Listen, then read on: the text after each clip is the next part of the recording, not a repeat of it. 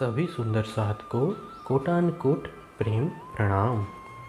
सुंदर साथ जी, पिछले वीडियो में हमने श्री सनंद ग्रंथ का प्रकरण 10 पूर्ण किया।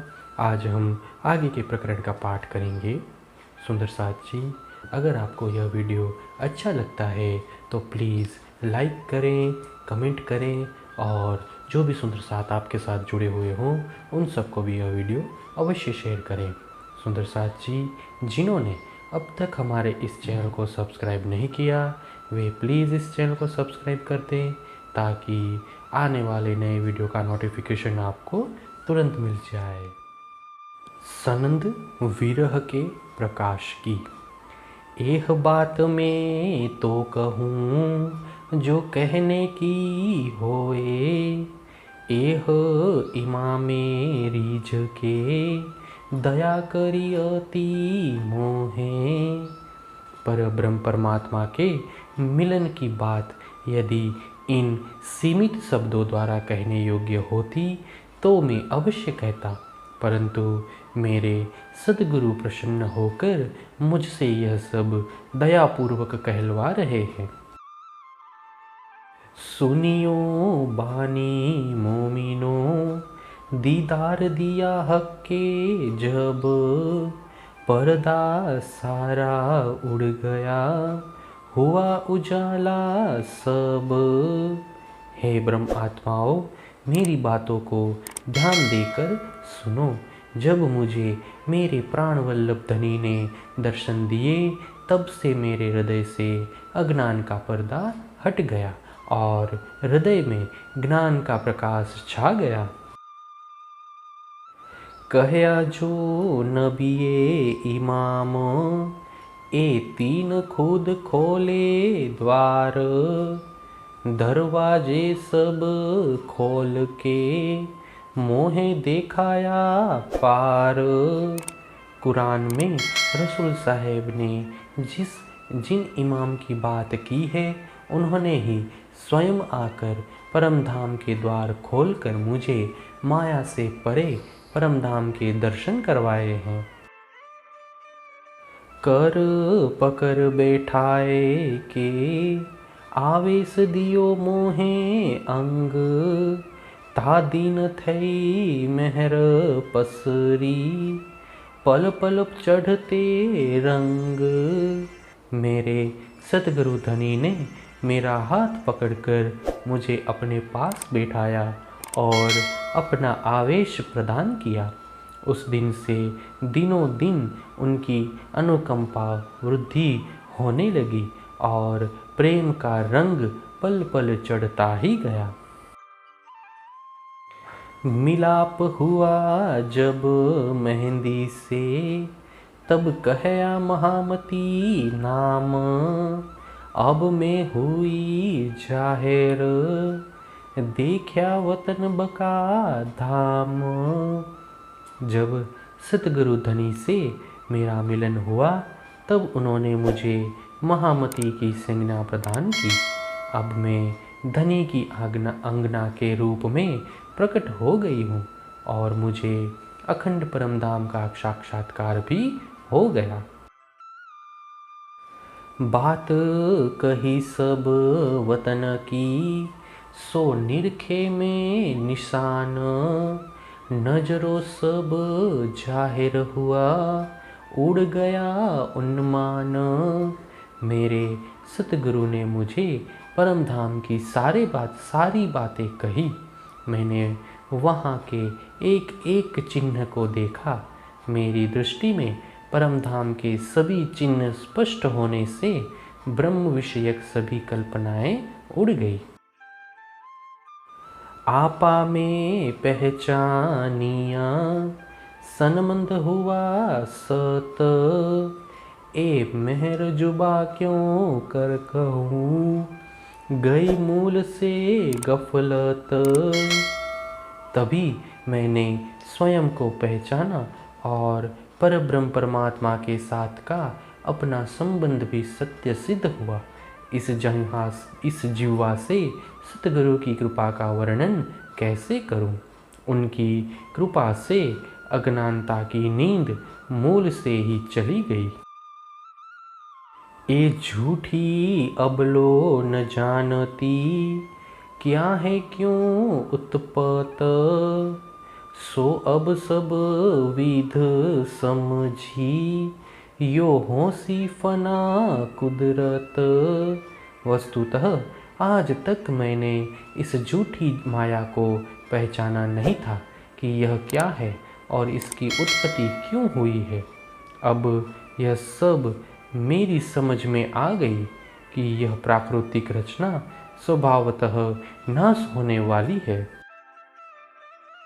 मुझे जगाई जुगत सो, सुख दियो अंग आप, कंठ लगाई कंठ सो, या विद कियो मिलाप। मेरे धनी ने अपना आवेश देकर मुझे युक्ति पूर्वक जागृत किया एवं अखंड सुख दिया। इस प्रकार स्नेह पूर्वक मेरे हृदय में आकर मुझ में एक रूप हो गए। खासी जान खेड़ी जीमी, जल सिंचिया खसम, बोया बीज वतन का, सो उगिया वाही रसम।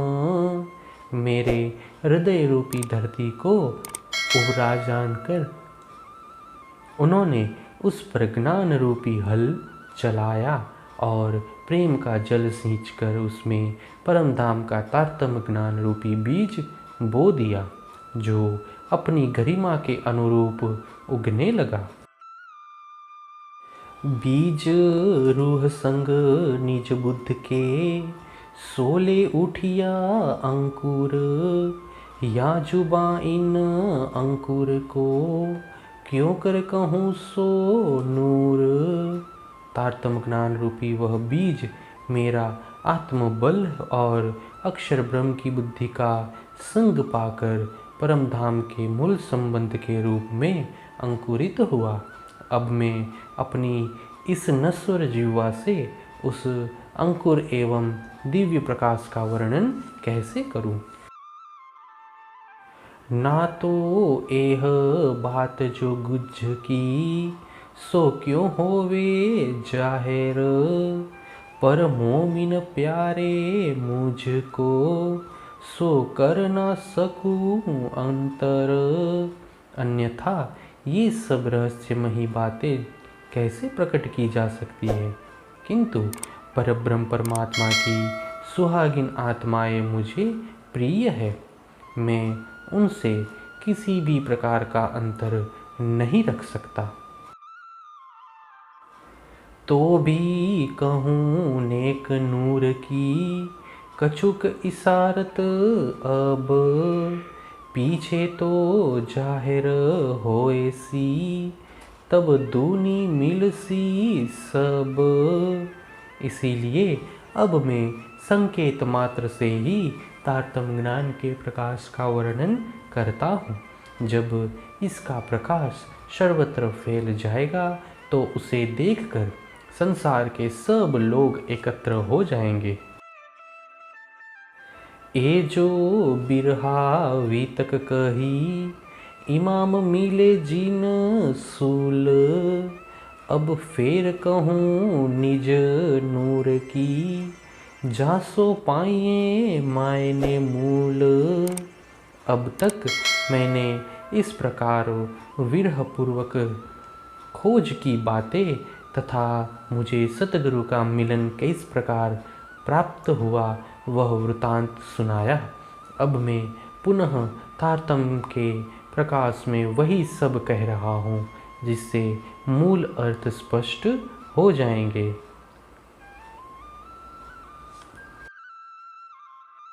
सुनियो रूहे मोमिनो, जो इनमा सुख की विरहिन, जो चाहे मेहंदी मोहम्मद को, मैं ताए कहूँ वचन। हे प्रियतम धनी की विरहिणी ब्रह्म आत्माओं, सुनो, जो सतगुरु श्री देवचंद्र जी महाराज को चाहने वाली हैं, मैं उनके लिए ही यह वचन कह रहा हूँ। ए विरहा लक्षण में कहे, पर नाही विरहा ताए। या विद विरहा उदम की, जो कोई किया चाहे। मैंने इस प्रकार विरह के लक्षण कहे हैं, उन्हें विरहिणी के संपूर्ण लक्षण मत समझ लेना। प्रिय मिलन की चाह से जो विरह में निमग्न होना चाहते हैं, उनके लिए करने योग्य प्रयत्नों का ही यहाँ पर दिग्दर्शन हुआ है। ज्यों ए विरहा उपज्या, ए नहीं हमारो धर्म। विरहिन कबू ना करे, यो विरहा अनुकरम। जिस प्रकार यह विरह उत्पन्न हुआ है, उसे प्रकट करना हमारा धर्म नहीं है। विरहिणी आत्माएं कभी भी इस प्रकार विरह की साधना नहीं कर सकती। विरहा सुनते मासुक का, आहें न उड़ गई जिन्न। ताए वतन रुहे यो कहे, नाहिन ए विरहिन। अपने प्रियतम धनी का वियोग सुनते ही जिस विरहिणी के प्राण न निकल जाए, उसके लिए परमधाम की आत्माएं यही कहेंगी कि यह तो सच्ची विरहिणी नहीं है। जो होए आपे विरहनी, सो क्यों कहे विरहा शुद्ध। सुन विरहा जीवना रहे, तो विरहिन कहाँ से बुद्ध। जो स्वयं विरहिणी होती है, उसमें विरह का वर्णन करने की शुद्धि ही कहाँ रहती है। अपने प्रियतम के विरह की बात सुनते ही उसके प्राण निकल जाते हैं, तो फिर उसमें कुछ कहने की बुद्धि ही कहाँ रहेगी। इसी के साथ श्री सनंद ग्रंथ का प्रकरण 11 की 19 तक की चौपाइयों का पाठ पूर्ण हुआ। आगे की चौपाइयों का पाठ हम नेक्स्ट वीडियो में करेंगे। सुंदर साथ जी, अगर आपको यह वीडियो अच्छा लगा हो तो प्लीज़ लाइक, कमेंट, शेयर और सब्सक्राइब अवश्य कर दें। प्रणाम जी।